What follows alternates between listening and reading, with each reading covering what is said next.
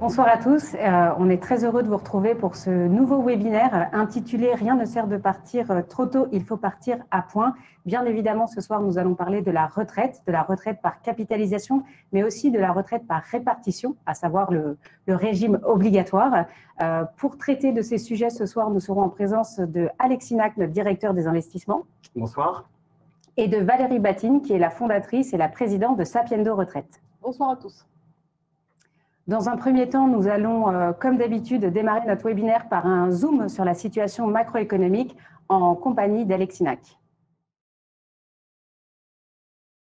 Bonsoir à tous, merci Charlotte. Alors, pour faire un point sur la situation macroéconomique, le mois de septembre avait été très compliqué sur les marchés financiers. On avait connu au mois de septembre un retour assez marqué des craintes liées à l'inflation qui avait fortement affecté les actions, en particulier. Les actions mondiales avaient perdu plus de 4% sur le mois. On a eu une tendance tout à fait inverse au mois d'octobre. On a eu un rebond assez significatif des actions en octobre qui ont effacé totalement les pertes enregistrées au mois de septembre. Alors pourquoi ce rebond au mois d'octobre? Ils expliquent par plusieurs facteurs favorables. Le premier facteur, je dirais, c'est la saison des résultats. On a eu une très bonne saison des résultats, et notamment aux États-Unis. On a eu des entreprises, malgré la hausse des coûts de production, malgré l'envolée des matières premières, malgré la tension sur les salaires, on a des entreprises qui arrivent à préserver, qui arrivent encore à préserver leurs marges et à battre les attentes des analystes. Donc ça, c'est extrêmement encourageant. Si on fait un petit focus sur les États-Unis, on a 70% des entreprises qui ont publié leurs résultats, qui ont publié des résultats au-dessus des attentes des analystes. Et ça, bien sûr, c'est un très fort facteur de soutien sur les actions. Le deuxième, je dirais, facteur encourageant, ce sont les indicateurs d'activité. Les indicateurs d'activité mondiaux traduisent tous une reprise mondiale qui perdure, alors qui décélère un peu en Chine et en Europe, en Chine notamment avec les nouvelles réglementations, le durcissement des réglementations qui ont été prises, la politique zéro Covid qui est très stricte en Chine, qui pèse sur la reprise économique. En revanche, aux États-Unis, on continue à battre des records d'indicateurs d'activité, aussi bien dans les services que dans l'industrie. Et donc on a une reprise très très solide qui s'accélère aux États-Unis avec un marché de l'emploi qui continue à s'améliorer progressivement, donc une très bonne configuration américaine.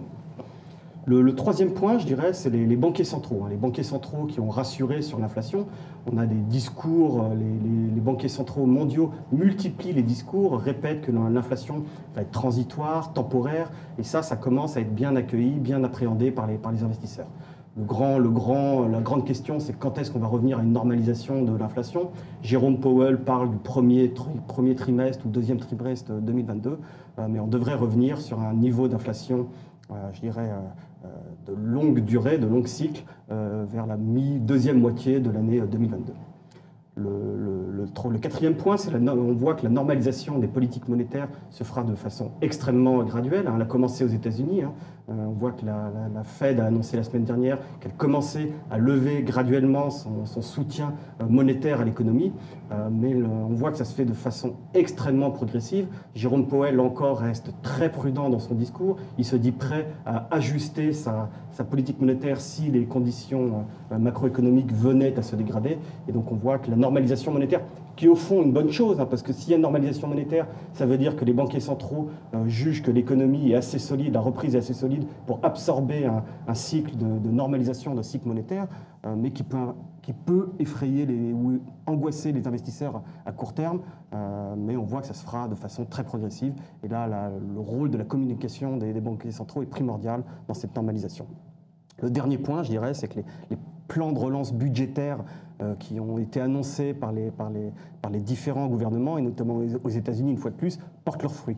On voit notamment en septembre, à la rentrée, la consommation qui a été dopée, je dirais, par les plans de relance budgétaires américains, avec des chèques, des virements qui ont été directement versés sur le compte des ménages américains, ce qu'on appelle l'hélicoptère monnaie, qui a porté ses fruits en septembre à la rentrée aux États-Unis. Donc tous ces facteurs font qu'on a eu un très bon mois d'octobre sur les marchés financiers. Merci Alexis. Peut-être revenir rapidement sur un petit point, qui est le sujet de l'inflation. Je pense que beaucoup de clients se questionnent actuellement sur ce retour de l'inflation qu'on note donc aux États-Unis et aussi un peu en Europe, notamment sur les derniers mois. Est-ce qu'on est plutôt sur une vision ancrée de l'inflation ou c'est plutôt une inflation temporaire? Est-ce que toi, tu as un avis sur le sujet? Alors bien sûr, j'ai un avis et c'est la grosse incertitude. C'est ce qui génère de la volatilité, c'est ce qui a généré de la volatilité en septembre et c'est ce qui va continuer à générer de la volatilité. C'est qu'on est tous persuadés que l'inflation sera provisoire, temporaire et qu'on va revenir à moyen terme sur un cycle, je dirais, de croissance modérée, inflation modérée. La grande question, c'est combien de temps va durer cette phase de surchauffe inflationniste.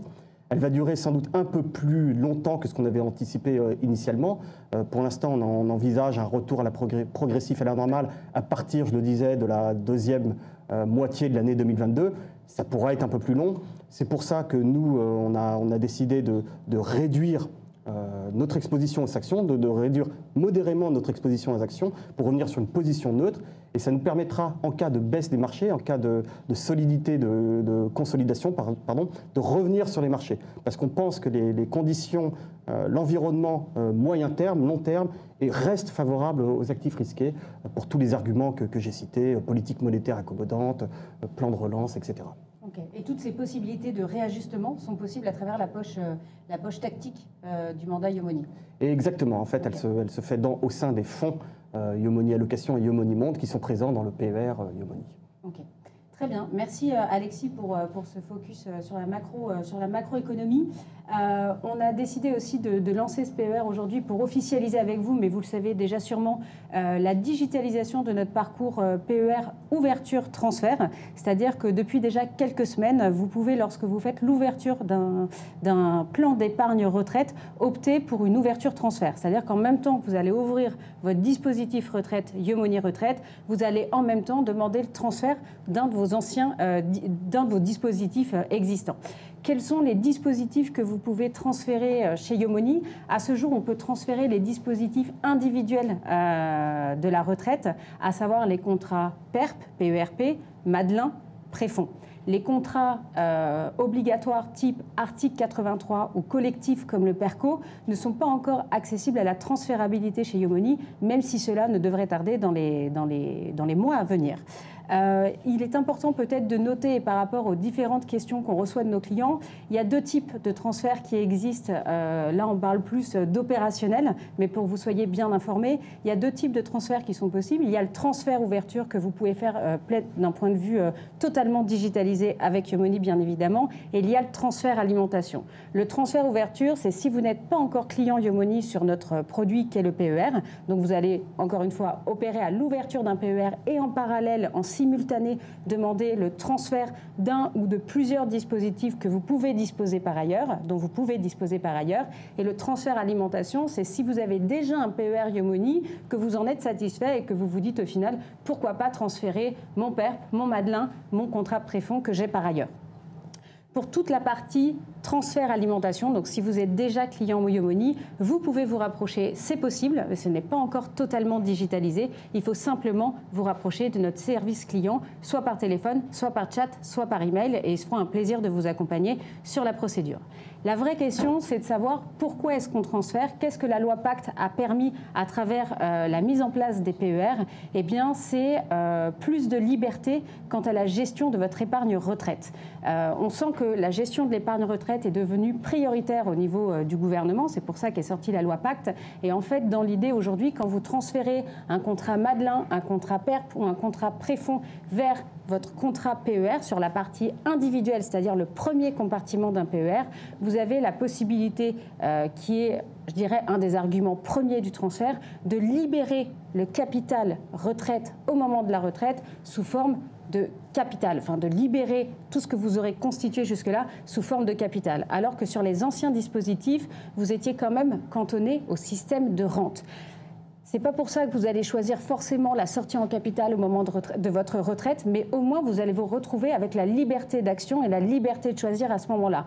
Comment savoir de quoi on aura besoin dans 10 ans, 15 ans, 20 ans et plus pour certains investisseurs. Donc l'important pour vous, c'est de pouvoir retrouver la liberté de ces capitaux. N'oubliez pas que quand vous choisissez la rente, qui peut être une solution pour certains investisseurs, vous vous retrouvez étroitement lié avec l'assureur qui va vous fournir cette rente, puisque la rente, le capital de la rente, à partir du moment où vous choisissez le système de la rente, le capital de la rente ne vous appartient plus, mais appartient bel et bien à l'assureur qui vous le redistribue selon une table de mortalité et sous forme d'annuité, c'est-à-dire tous les trimestres, en fonction d'une espérance de vie qui est calculée à ce moment-là ou qui est calculée en amont en fonction des dispositifs du contrat. Donc je dirais que le premier avantage de transférer, c'est de s'offrir la possibilité de redistribuer les cartes et de choisir l'option sortie totalement en capital ou l'option sortie totalement en rente. Petite précision sur la sortie en capital chez Yomoni, on a eu de nombreuses questions sur le sujet. La sortie en capital peut se faire en une fois ou en plusieurs fois. Du fait que notre PER soit un PER compte titre, cette sortie en capital peut être fractionnable à l'infini. La seule limite, en fait, il n'y a aucune contrainte, que ce soit de nombre de fractionnements ou de durée dans le temps, comme c'est parfois le cas sur les PER assurances. Et la possibilité que vous allez avoir, la seule limite que vous allez avoir sur ce fractionnement, c'est que lorsque vous opérez au moment de la retraite ou même un peu plus tard un rachat partiel de votre capital retraite PER, ce rachat devrait être au minimum de 500 €. Après, vous n'êtes pas non plus sur un compte courant, hein. Donc, on est quand même sur une liberté d'action. La deuxième possibilité que permet le transfert, et tous les produits d'épargne, je pense que vous le savez bien, ne se transfèrent pas, c'est la liberté, encore une fois, de redistribuer les cartes, mais cette fois-ci sur le choix du gestionnaire de votre contrat. Et donc, on va avoir des notions à la fois de tarification, qui ne sont pas toujours visibles, malheureusement, et de qualité de gestion qui sont offertes. En transférant un ancien dispositif, PERP, Madelin, préfonds chez Yomoni, c'est aussi se donner la possibilité de donner une vraie dimension financière, de produits financiers à cette épargne retraite qui, tant qu'elle est en phase de capitalisation, reste avant tout un produit financier. Peut-être, Alexis, un retour sur les performances, puisque notre plan d'épargne retraite, Yomoni Retraite, a désormais plus d'1 an, que les mandats prudents, équilibrés et dynamiques, en tout cas les performances de ces mandats peuvent maintenant être officiellement communiquées, à savoir que selon l'AMF, on a une restriction sur la communication de nos performances avant les 1 an d'existence des mandats ou des fonds. Peut-être un petit retour sur les profils prudents, équilibrés, dynamiques ? Oui, alors tout à fait. Alors comme je le disais, hein, ce mouvement d'appréciation des actifs risqués et des actions internationales en particulier a bien sûr bénéficié à nos profils, à nos PER. Hein. Et si on prend nos performances sur 1 an, parce qu'on a fêté en effet les 1 an du PER le 31 octobre, on a des performances qui sont assez spectaculaires, hein, puisqu'on fait 14,4% de performance sur 1 an sur un profil prudent, 26,8% sur un profil équilibré et 32,3% sur un profil dynamique. Donc c'est des performances, des résultats dont nous sommes très, très, très satisfaits. Donc ça, c'est date à date depuis le 31 octobre 2020 jusqu'à aujourd'hui. Exactement. Non, jusqu'au 31 octobre 2021. C'est vraiment sur 1 an, une année pleine. Et en termes de performance, depuis le début de l'année, ça donne quoi en profil prudent, par exemple? Et si on prend depuis le début de l'année, hein, donc toujours arrêté au 31-10 pour avoir une base comparable, on est à 7,6% de performance depuis le début de l'année sur un profil prudent, 14,9% sur un profil équilibré et 17,9% sur un profil dynamique. Ok, très clair. C'est quand même de belles performances. Ce sont des très belles performances. On sait aussi que les marchés sont plutôt porteurs depuis plusieurs mois déjà. Exactement. Comme tu l'expliquais juste avant. Ok. On rappelle peut-être l'importance auprès des investisseurs de l'impact des frais sur la gestion de l'épargne retraite, qui est une gestion vraiment long terme. On a des gens qui investissent sur la retraite quelques années avant d'aller à la retraite, mais on a de plus en plus de personnes assez jeunes qui se sentent concernées par le sujet, qui se sentent aussi soutenues par l'aspect déduction fiscale à l'entrée, au final, tel que le produit est créé. Et donc, peut-être un petit mot sur l'impact des frais sur les performances dans la durée. Et plus la durée est longue, plus en fait l'impact des frais va être important. Exactement. Hein, l'un des facteurs de notre réussite, hein, je dirais, c'est qu'on a des frais qui sont très compétitifs, hein, parce qu'on voit que sur le long terme, les frais peuvent être un facteur important de sous-performance. Hein. Et donc, en effet, hein, plus les frais sont bas, plus on a des chances de mieux répliquer la performance des marchés et d'avoir des performances élevées et satisfaisantes. Ok, merci Alexis. Donc véritablement, l'objet du transfert ici sur l'épargne retraite, certes de libérer, de vous offrir la liberté de choisir dans quelques années, peut-être dans pas si longtemps que ça, peut-être dans plusieurs années, sur cette possibilité de sortir soit en capital, soit en rente, en fonction de ce dont vous aurez besoin à ce moment-là, mais surtout l'opportunité de revaloriser un capital qui parfois a été laissé un peu de côté. On voit les derniers rapports du Sénat en tout cas sur les frais de l'épargne des Français, notamment sur l'épargne retraite qui a été pointée du doigt. Donc c'est pas sans signification non plus. On sait que c'est un sujet important qui doit être pris en compte. Merci Alexis pour ton introduction, merci pour ton point macroéconomie et on se retrouve tout à l'heure pour les questions des clients.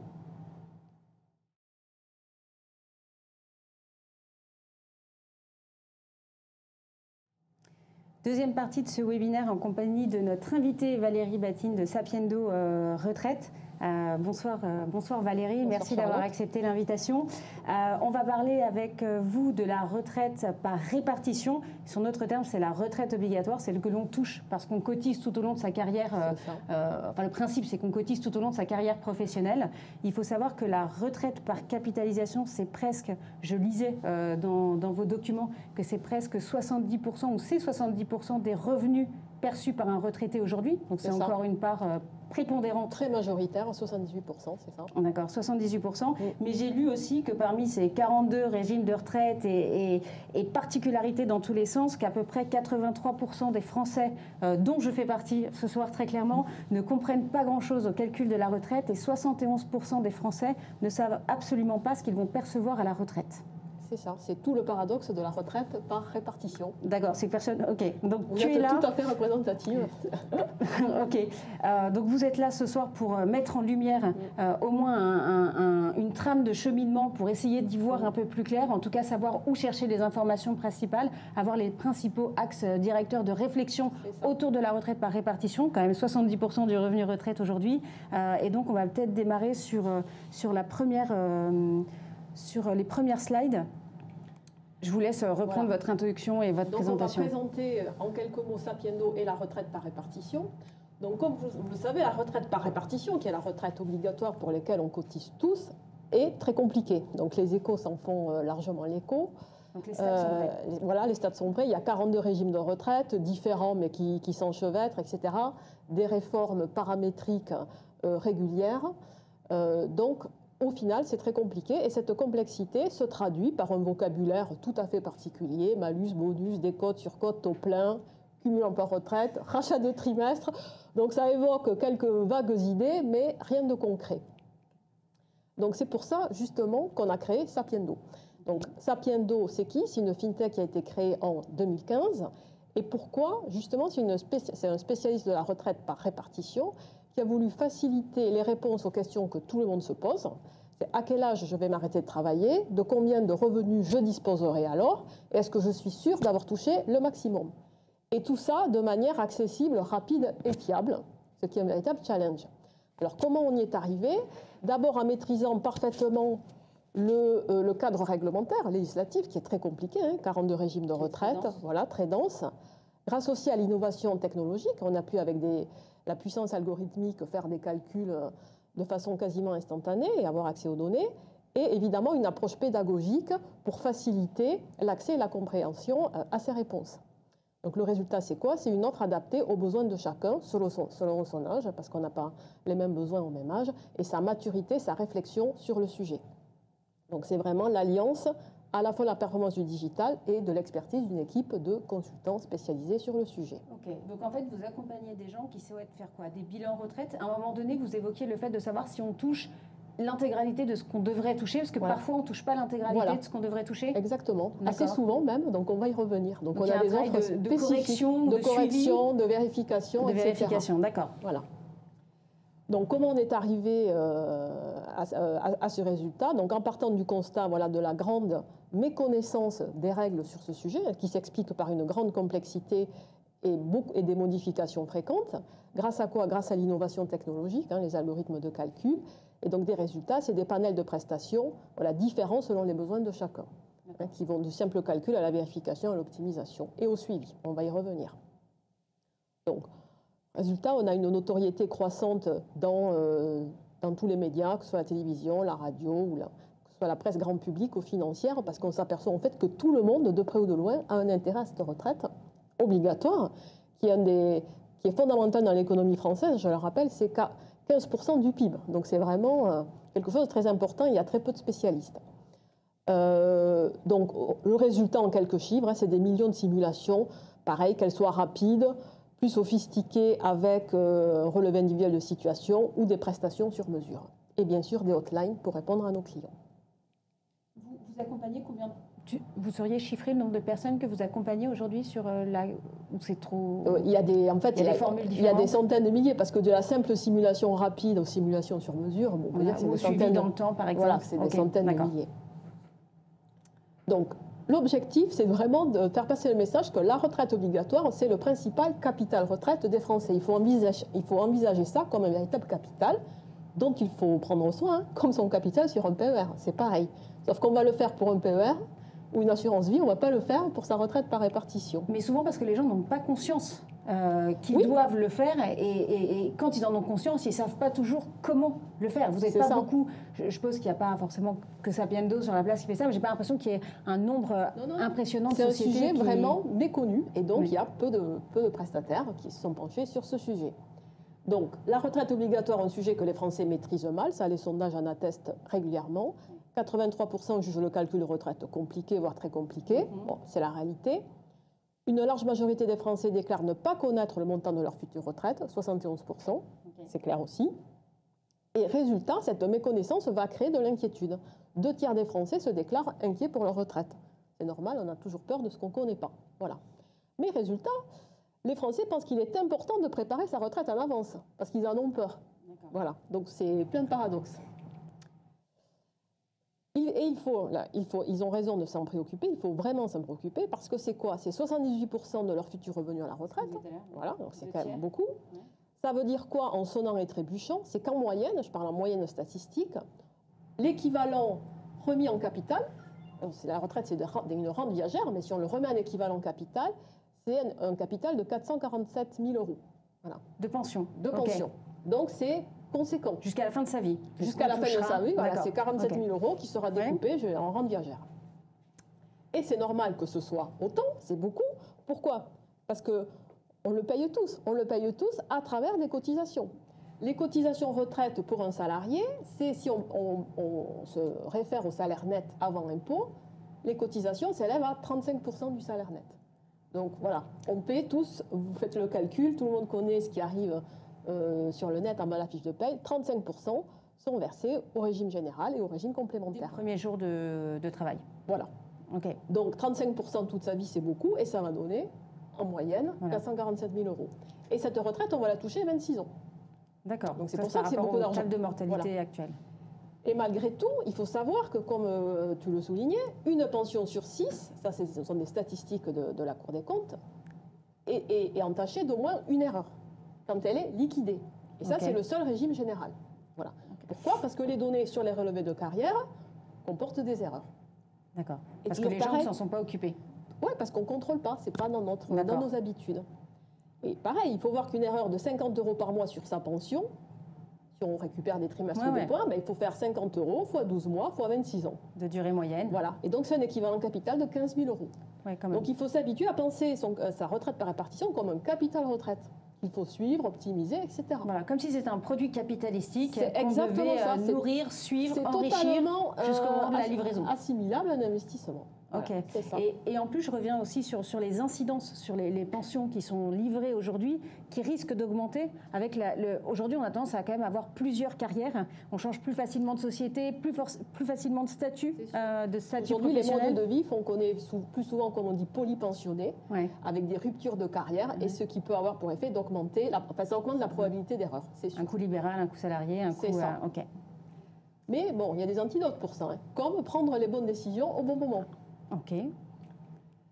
Donc, tout au long de sa vie, on prend souvent des décisions où on n'en prend pas, mais elles vont avoir des impacts très importants sur la future retraite. Alors, je vais prendre des exemples. On a des enfants, trimestre enfant. Les enfants vont procurer des trimestres supplémentaires. Si on fait rien, ils sont tous attribués à la maman. Ok. Mais il faut savoir que désormais, on peut attribuer certains trimestres au papa. Ok. Et ça, je pense que personne ne le sait. Et ça se décide entre les 4 ans et les 4 ans et demi de l'enfant. Donc il ne faut pas manquer le coche. On en parle à qui? On en parle à qui? Il faut le savoir, ou alors être suivi par Sapiendo pour envoyer le bon formulaire au bon moment. D'accord, voilà. À l'administration. C'est ça. Donc on a des solutions de suivi justement pour ne pas manquer ces échéances. On crée une entreprise, on est salarié, on est à Pôle emploi et on décide d'utiliser les dispositifs de création d'entreprise. Là aussi, il y a plein de dispositifs différents à Pôle emploi, selon que je prends le capital d'un coup ou si je reste indemnisé tous les mois. Ça a des conséquences importantes sur le montant de la retraite, on va le voir juste après, mais vraiment très importantes. D'accord. Réversion, voilà. Je suis mariée ou pas mariée, je vis avec une personne, il y a un décès, selon que je suis mariée ou pas, j'ai droit à la réversion ou pas.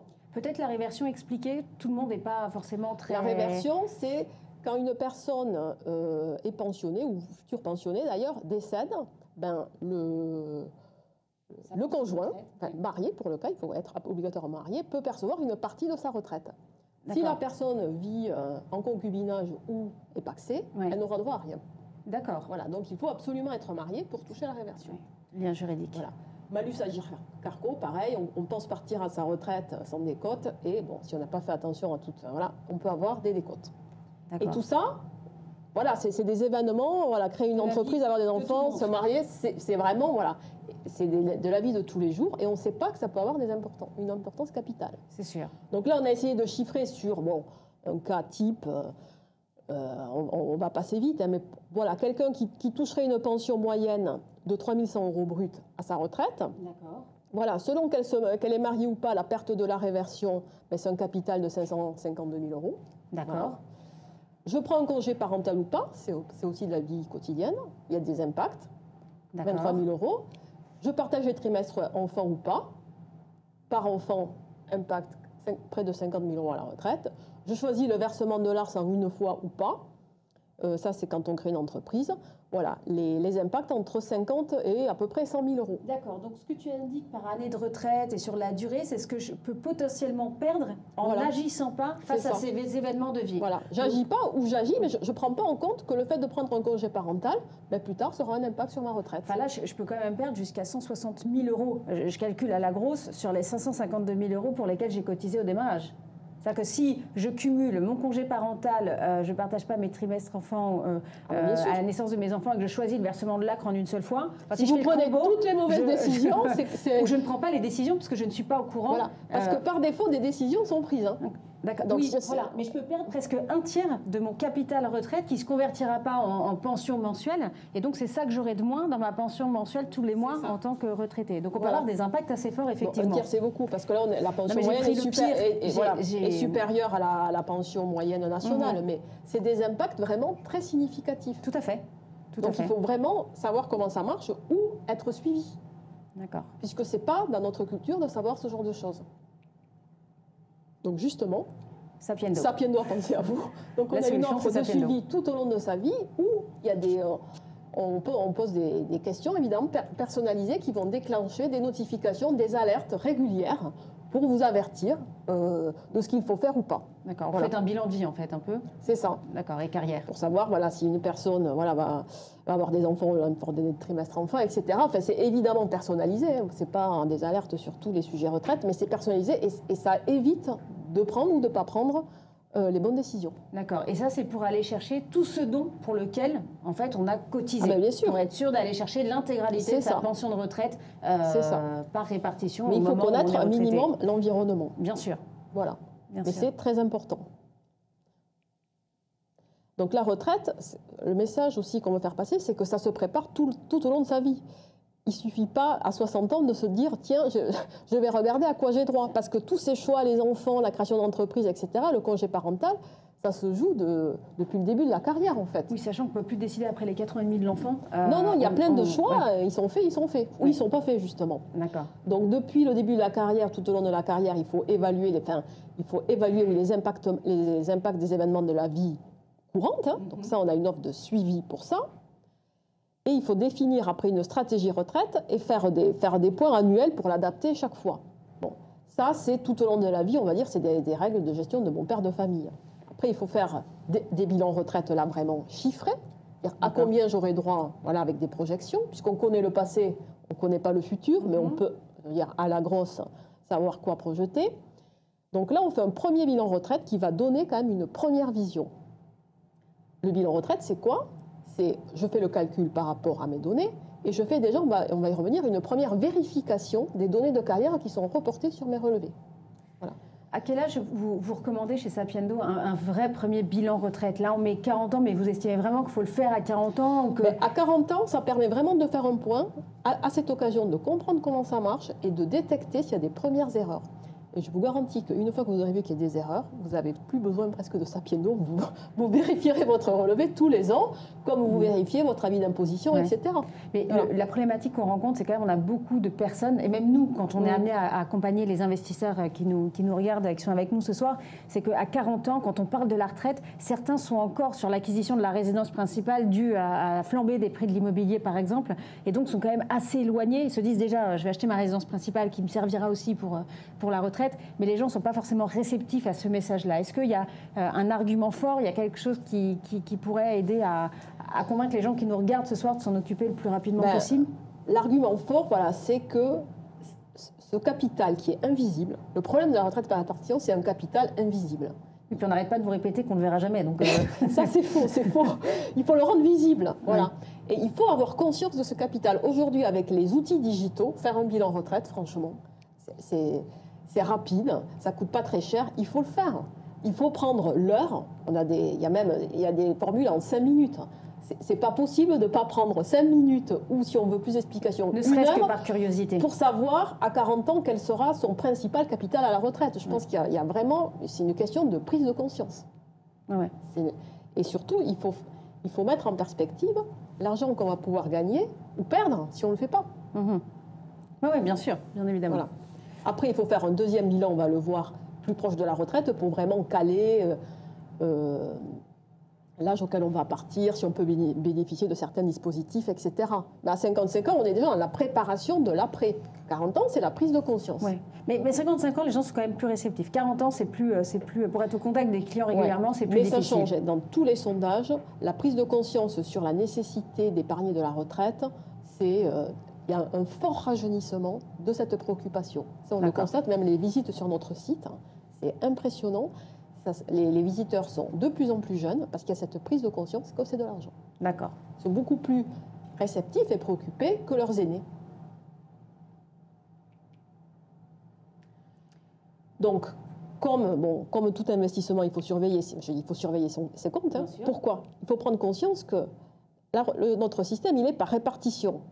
Ça veut dire quoi? Ça veut dire que les cotisations qui sont prélevées sur nos salaires, elles ne nous servent pas à nous, elles servent aux retraités d'aujourd'hui. Donc il y a cette déconnexion. Mais tout de même, les cotisations qu'on paie, elles sont transformées, elles sont converties en droits futurs qui nous sont personnels. Les cotisations égale droits personnels pour la retraite. Donc on a un compte personnel en fait, oui, on cotise.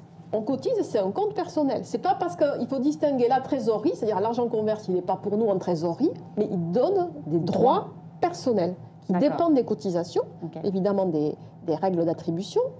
Et il faut vraiment penser que c'est un compteur retraite. Il faut vraiment, c'est ce qui est la réalité. Et on ne le voit pas comme ça. On gagne des points, des droits. On gagne des points. C'est exactement ça. Et il faut vérifier ce compteur en permanence. Pourquoi? Parce que les relevés de carrière, comme je vous l'ai dit, comportent des erreurs. Voilà.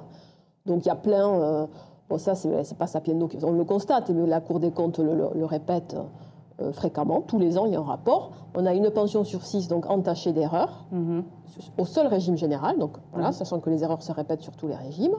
Et l'origine de ces erreurs, c'est des erreurs sur les relevés de carrière. D'accord. Ce qui est normal, parce que c'est très compliqué, c'est une usine à gaz de transformer tous ces droits de régimes différents sur un seul compte, sachant qu'il y a un historique très lourd, c'est 40 ans. Et qu'en plus, les gens ne s'en occupent pas forcément et ne suivent pas le... D'accord. Et voilà. Donc, qu'est-ce qu'on fait? On calcule et on vérifie. D'accord. Bon, calculer, c'est évident. Quel sera le montant de ma pension? Quand est-ce que j'aurai le taux plein, etc. Et comment on fait à partir du relevé individuel de situation du client, donc vraiment de ses données à lui, et à partir d'un petit questionnaire et de ses projections sur l'évolution de ses revenus. Donc, c'est vraiment... c'est très simple, il ne faut pas s'en priver. Et puis une fois que c'est chiffré, ça peut être amélioré. Voilà, bien sûr. Et puis on l'a dans la tête. Et, voilà. Et on peut voir la nécessité d'avoir une retraite complémentaire, cette fois-ci par capitalisation. C'est ça. Et de voir... On voit l'ampleur de l'effort. Ouais. Ou alors, on réajuste son niveau de revenu cible à la retraite. Mais on se prépare au moins. Ouais. Voilà. Et en tout cas, c'est chiffré. Voilà. Quand on vérifie, alors on a des algorithmes de calcul qui vérifient toutes les données entre elles, plus par rapport au questionnaire. Okay. Donc on vérifie les trimestres qui sont acquis, les points qui sont acquis et les revenus. D'accord. Voilà, donc on a des algorithmes de calcul qui nous signalent toutes les anomalies et vont vous poser des questions en live. Et les réponses vont déterminer s'il y a erreur et de combien elle est. Voilà. Et on va la chiffrer. Ça, c'est, je dirais, la gestion de mon père de famille. C'est normal.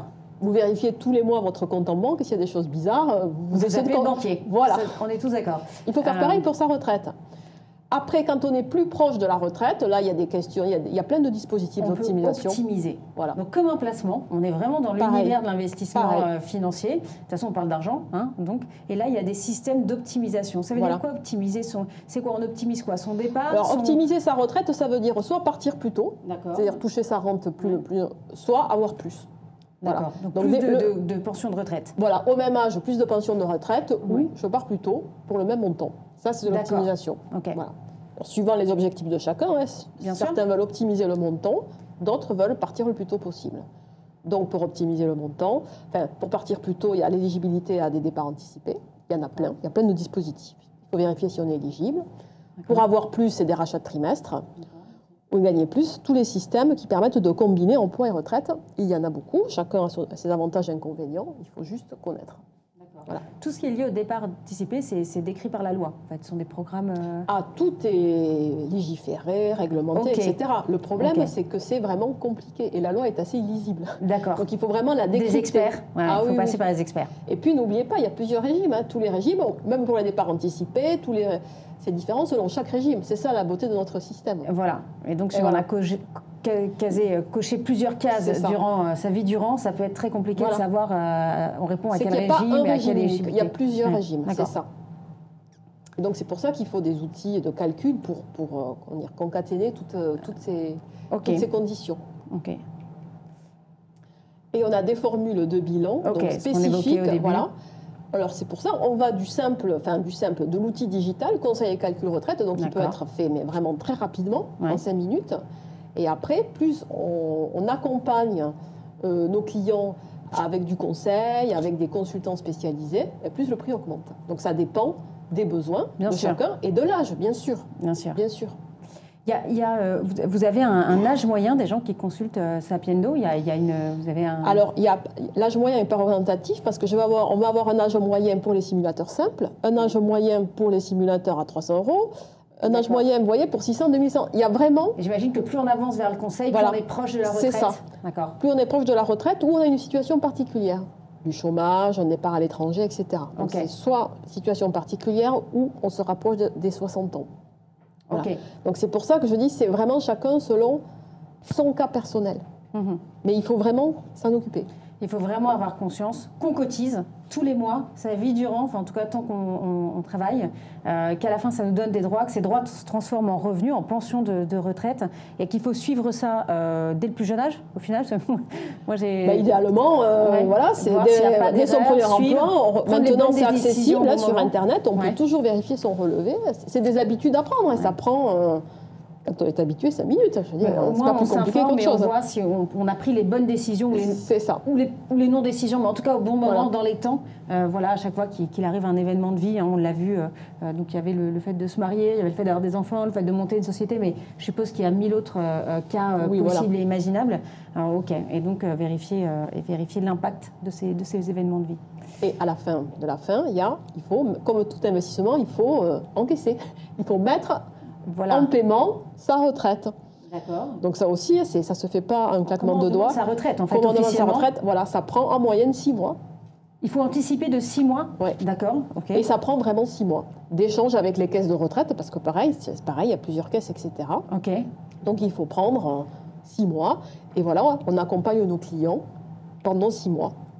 D'accord. Voilà, et évidemment, à ce moment-là, on recontrôle toutes les erreurs si ça n'a pas été fait avant, bien sûr. Voilà. Et donc là, pareil, on a deux offres qui dépendent du niveau d'accompagnement. Hein, l'offre la plus chère, on se substitue par rapport au client qui nous donne un mandat, donc on est vraiment l'interlocuteur auprès des caisses. D'accord. Voilà, ça le libère des tracasseries administratives. Voilà. D'accord. Une version intermédiaire où on l'accompagne sans se substituer. D'accord. Voilà.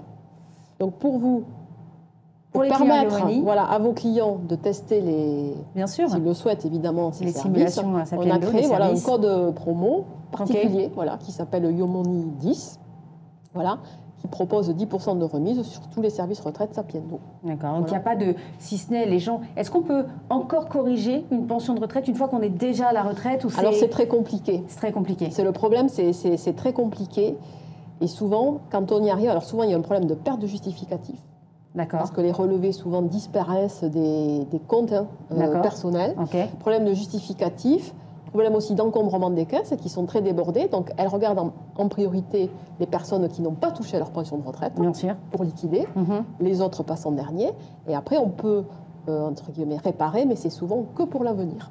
Il n'y a pas d'effet rétroactif. Non, c'est très très compliqué. Enfin, c'est des cas très rares. D'accord. Donc il faut vraiment le faire avant ou au dernier moment, au moment où on met en paiement. Mais c'est très compliqué après, il faut se dire ça. D'accord. Voilà. Ok, donc pour toutes les personnes qui se posent des questions, qui ont envie, même par curiosité, d'aller faire un premier tour du côté de leur retraite par répartition, qui est bien évidemment complémentaire de la retraite par capitalisation que vous pourrez avoir via le plan d'épargne retraite, vous pouvez aller sur Sapiendo et bénéficier du code Yomoni10. Voilà, et vous avez même un email particulier. Voilà. Merci Valérie pour cet exposé assez instructif, je dois dire, sur la retraite. Moi, je ne savais pas, par exemple, qu'il fallait demander sa pension de retraite. Ce n'est pas demain non plus, mais 6 mois à l'avance. Je suis un peu étonnée, même des stats qu'on a pu partager, qu'on a pu échanger ensemble. En tout cas, c'était très clair. Et je te remercie pour la participation au webinaire. On va maintenant procéder à la partie questions tout au long du webinaire. Vous nous avez envoyé vos questions, soit en amont du webinaire, soit tout au long de la vidéo. Et donc, on va tâcher d'y répondre avec Valérie, bien sûr, mais aussi Alexinac qui nous rejoint pour la partie questions.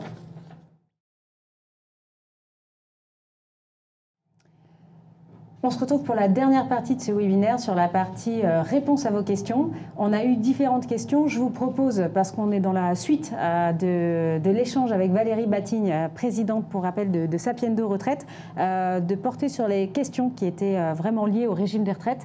Valérie, une première question d'un investisseur qui nous dit « Je serais intéressé par la retraite progressive. Doit-on être obligatoirement en temps partiel dès que l'on remplit sa demande, même si la date de départ à sa retraite progressive se situe 6 mois avant le dépôt ?»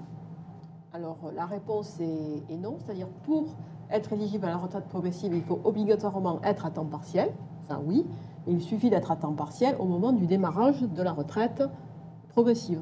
C'est pas la peine d'être à temps partiel avant. Ok, très clair. On a une deuxième question, cette fois-ci d'une personne qui a 62 ans et qui nous dit avoir récemment été licenciée. De ce fait, elle n'a pas assez cotisé pour sa retraite. Elle se demande comment compenser le manque à gagner aussi près du départ à la retraite. Moi, je peux répondre sur la retraite par répartition. Donc, quand on est licencié, donc on est à Pôle emploi, on reçoit des allocations Pôle emploi. Et quand même, la bonne nouvelle, si ça peut compenser, c'est que on est très bien couvert quand on est à Pôle emploi sur sa retraite par répartition. C'est-à-dire qu'on continue à accumuler, à valider des trimestres. Quand on touche pour 50 jours d'allocation, enfin d'indemnité journalière touchée, on a un trimestre. D'accord. Voilà. Et pour les points de retraite complémentaire, on a grosso modo autant de points de retraite complémentaire que les 12 mois, enfin, que ce qu'on avait acquis au cours des 12 mois précédents. Donc on est très bien indemnisé à Pôle emploi pour sa retraite. Voilà. Parce que sur les indemnités chômage, on continue à cotiser. Alors c'est ça la beauté, c'est que non, on ne cotise pas, mais on a quand même droit à des trimestres et à des points de retraite. On est protégé. Voilà. D'accord. Et donc pas trop d'inquiétude à se faire sur la partie par répartition et peut-être la possibilité aussi de compléter ce manque à gagner au moment de la retraite. Il sera au final peut-être pas si important que ça grâce à la capitalisation, bien évidemment. Troisième et dernière question, une personne qui nous dit qu'au cours de sa carrière, il a passé quelques années, à peu près 3 années à l'étranger, et il se demande, enfin en fait, il voit que ses points retraite n'ont pas été crédités sur cette période passée à l'étranger. Comment faire pour recréditer ces points qui quelque part ont disparu, enfin ne sont présents nulle part, et auprès de quel organisme on peut faire cette demande? Donc ça, c'est un vrai sujet, les périodes de travail à l'étranger. Donc, pas d'inquiétude, c'est toujours normal. Les points, il n'y a pas de coordination entre les différentes caisses des pays étrangers, donc c'est normal qu'il n'y ait rien. Enfin, c'est normal, c'est pas normal, mais ça s'explique qu'il n'y ait rien sur les relevés de retraite. Alors après, la vraie question, c'est doit-il y avoir quelque chose? Donc là, tout dépend de dans quel régime on a été expatrié et où on a cotisé. Si on a cotisé dans un régime conventionné, qui est une convention de sécurité sociale ou de l'Union, on a droit à des trimestres. D'accord. Qui comptent pour le taux, mais pas pour la durée d'assurance. En revanche, c'est des trimestres, c'est tout. Il n'y a pas de valeur monétaire, il n'y a pas des points de retraite complémentaires. D'accord. Voilà. Mais normalement, la personne aura cotisé aussi à l'étranger. Donc elle aura sa retraite. Un petit bout de pension dans un pays, dans l'Union européenne. Mais elle va être... En France, comme on cotise beaucoup, on a quand même beaucoup. En général, on a beaucoup moins quand on cotise à l'étranger. Pourquoi? Parce qu'on cotise beaucoup moins. C'est logique. Et aussi parce qu'on reste sur des périodes peut-être plus courtes à l'étranger. Oui, mais même proportionnellement, on cotise moins, on aura moins. Okay. Voilà.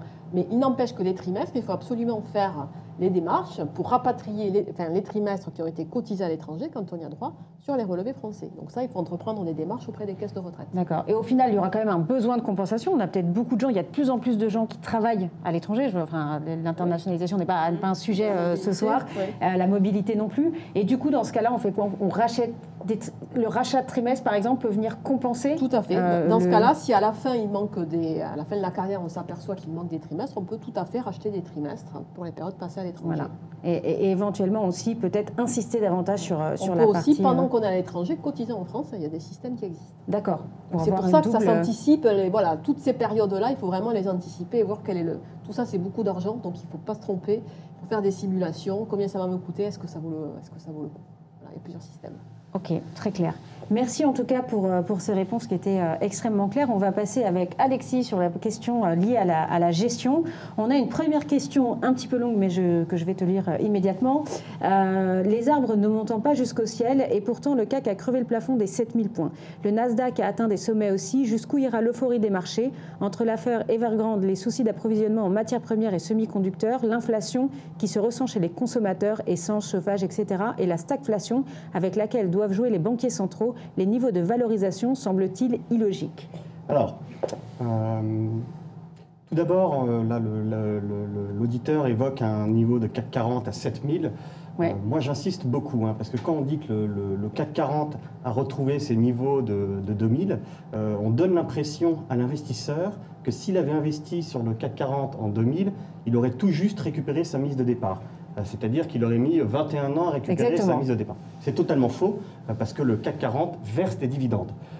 Donc quand vous investissez dans le CAC 40, vous touchez des dividendes, et donc ces dividendes, il faut les compter dans la performance. Et donc si vous prenez le CAC 40, dividende réinvesti, vous êtes à plus de 80% au-dessus du niveau des années 2000, et ça fait longtemps, heureusement, que vous avez récupéré votre mise de départ. Donc quand on parle de niveau d'indice, toujours, et ça c'est un conseil, voilà, toujours raisonner en dividende réinvesti. Le deuxième enseignement que je répète souvent à nos clients, c'est qu'il ne faut pas confondre niveau d'indice et valorisation. Ça n'a rien à voir, même les niveaux d'indice peuvent monter avec des valorisations qui baissent quand les prévisions de bénéfices croissent, ça croisse plus vite que les indices. Vous avez des valorisations qui peuvent baisser avec des indices qui continuent à monter. Donc si on prend les valorisations des actions mondiales, parce que nous, chez Yomoni, on est dans des allocations mondialement diversifiées, donc on ne se compare pas au CAC 40, on est sur des niveaux, c'est vrai, élevés de valorisation. Si on prend le PER, qui est je dirais, le ratio le plus courant de valorisation, on est sur un PER des actions mondiales de 19,5, c'est-à-dire qui est à peu près 23% au-dessus de sa moyenne longue. Donc c'est un niveau élevé, c'est un niveau qu'on surveille. C'est pour ça que je vous avais dit qu'on est un peu prudent à court terme. Mais ce n'est pas du tout un niveau de bulle spéculative. Et donc pour nous, ce n'est pas un niveau de valorisation qui nous inquiète outre mesure. Okay. Et peut-être rappeler aussi aux investisseurs ce soir, encore une fois, et on cesse de le rabâcher, que quelque part le point d'entrée, dépend aussi d'un point de sortie qu'on ne connaît pas encore. Hein, Non mais c'est vrai, la performance se fait sur la durée. Et ce qui est important de voir, c'est pas tant de chercher à rentrer sur un point bas. On ne s'est jamais au final réellement placé. Enfin, après coup, c'est toujours facile, mais par anticipation, c'est quasi impossible aujourd'hui, même pour les gérants. C'est ce qu'on comprend. Et donc, au final, c'est surtout d'être très rigoureux entre votre horizon d'investissement et le choix du profil sur lequel vous allez être investi. C'est-à-dire que s'il y a une corrélation entre votre durée d'investissement et votre niveau de risque, normalement, le placement devrait se faire et la performance aussi sur la durée que vous avez initialement choisie. Exactement, ça c'est quelque chose qu'on répète souvent. Hein. Le premier facteur de performance, c'est le temps. Donc, plus vous y prenez tôt, c'est comme pour la retraite, mieux c'est. Et donc, là, la question, dans la question de votre auditeur, il y a une phrase qui m'agace souvent de dire « les arbres ne montent pas jusqu'au ciel ». Mais si, en fait, les marchés, ça c'est quelque chose je dirais, d'assez basique. Les marchés, dans le temps, ils montent. Et donc, tant que les bénéfices... Alors, avec des cycles, hein, bien sûr, des cycles de récession et de croissance, c'est ça qu'on essaye d'anticiper dans notre partie tactique. Mais dans le temps, les marchés montent. Et donc, tant que vous avez une croissance des bénéfices, les marchés montent indéfiniment. Et donc, si vous êtes investi sur le long terme, toute votre vie, vous toucherez des plus hauts historiques. Donc il ne faut surtout pas s'en émeuvoir parce que c'est normal. Toute votre vie, vous aurez des plus hauts historiques dans la valorisation de votre portefeuille. Ok, très clair. Merci Alexis. J'ai une deuxième question donc, sur quelqu'un qui a discuté avec son conseiller sur son PER et qui lui dit que le contrat Yomoni, c'est un point assez intéressant qui est souvent évoqué en entretien, le contrat PER Yomoni retraite ne dispose pas de fonds euros, donc sa sécurité est hypothétique avec l'âge. Voilà. Donc, qu'est-ce qu'on a fait le choix, c'est vrai, juste pour anticiper un petit peu sur la réponse, de faire un PER compte titre et effectivement le choix du avec ou sans fonds euros, parce qu'on est sur un compte titre. Donc le fonds euro, bien évidemment, n'est pas éligible par rapport à un PER assurantiel. C'est un choix qu'on a fait en connaissance de cause, juste pour vous assurer qu'on est bien conscient de ce qu'on a décidé. En quoi le fait d'avoir du fonds euro, c'est une bonne, une mauvaise chose sur le PER, sur un placement retraite aujourd'hui? Le fait de ne pas avoir de fonds en euros, c'est un choix, je dirais, contraint en effet par le PER bancaire, mais c'est aussi un des atouts du PER bancaire. Parce que le fonds en euros, on le voit, est en difficulté avec l'environnement de taux bas qu'on connaît et qui devrait perdurer. Alors, la situation qu'on connaît actuellement avec une tension sur les taux, une relevée des taux est un peu particulière. Sur le moyen long terme, on voit que les forces déflationnistes sont toujours présentes, hein, surtout en Europe. Hein, donc le vieillissement de la population, un taux de chômage structurel, la digitalisation de l'économie. Tout ça fait qu'on devrait rester durablement dans un environnement de taux bas, voire très bas. Et donc ça met le rendement du fonds en euros en difficulté, ça met la garantie du fonds en euros en difficulté, alors que l'allocation, les obligations profitent de cet environnement de taux bas parce que le mouvement de baisse des taux fait que les obligations s'apprécient et donc vous valorisez votre capital. Et donc pour nous, c'est un argument très fort, hein, c'est de dire que le fait de ne pas être en fonds en euros, en fait, c'est une bonne chose sur le très long terme dans nos allocations défensives et équilibrées. Quand tu parles d'obligations, tu anticipes un peu la question que j'avais après, c'est-à-dire que nous, on substitue aux fonds euros des obligations. Donc c'est quel type, en fait, sur la partie moins exposé, en tout cas plus sécuritaire du portefeuille, parce qu'on a aussi des actifs sécuritaires en portefeuille, notamment pour préparer l'arrivée de la retraite. Quelqu'un qui veut libérer son capital à quelques années de la retraite peut sécuriser son capital sur le PER Yomoni, malgré l'absence de fonds euros. Ça se fait via des obligations. C'est quel type d'obligations qu'on va retrouver dans les allocations? Ce sont des obligations aussi bien. Alors on a une allocation diversifiée, hein, même mondialement diversifiée. Ce sont aussi bien des obligations d'État que des obligations d'entreprise, sans aucun risque de change. On a pris le choix de gestion de ne pas prendre de risque de change, c'est-à-dire de ne pas être investi en dollars, par exemple, sur la partie obligataire, parce que là, ça pourrait apporter de la volatilité sur cette partie sécurisée. Et donc, on a des poches obligataires mondialement diversifiées, aussi bien d'État et d'entreprise, qui, je dirais, qui s'apprécient. Plus les taux baissent, plus l'environnement de taux baisse, vous savez, ça fait que le prix de ces obligations s'apprécie. Donc, quelque part, on troque la garantie juridique du fonds euro. On perd cette garantie, mais on gagne en rendement, en fait, en switchant entre le fonds euro, et on travaille sur des produits plus simples, moins structurés, quelque part, qu'un fonds euro, mais on y gagne en rentabilité. Exactement. Vous avez des forces structurelles qui mettent en difficulté le fonds en euros et qui, au contraire, bénéficient aux obligations, surtout les obligations de long terme. Parce que plus une obligation a une maturité qui est longue, plus elle est sensible au mouvement des taux. Très bien. Donc il y a bien une possibilité d'abord de désensibiliser sur les profils de gestion que vous choisirez à travers vos PER et la possibilité bien sûr d'avoir une gestion dite sécurisée qui sera principalement soit à la veille de votre retraite, soit parce que vous présentez une aversion au risque importante, et c'est aussi un point à considérer quand on choisit un profil de risque, mais en tout cas vous serez investi, vous pourrez désensibiliser votre épargne retraite et vous pourrez être investi à travers des obligations, donc obligations d'État, obligations d'entreprise, certes non garanties au capital, mais pas du tout exposées à la même volatilité que le marché action. Exactement. Très bien, on a fini les questions. Je vous remercie pour votre participation. Je vous remercie Valérie d'avoir participé à ce webinaire. Merci Alexis. Merci. Et on vous le répétera jamais assez, mais il n'est jamais trop tôt pour préparer votre retraite. Donc n'hésitez pas à contacter Sapiendo et à nous contacter pour mettre en place les solutions qui vous semblent nécessaires. Bonne soirée. Merci à tous, bonne soirée.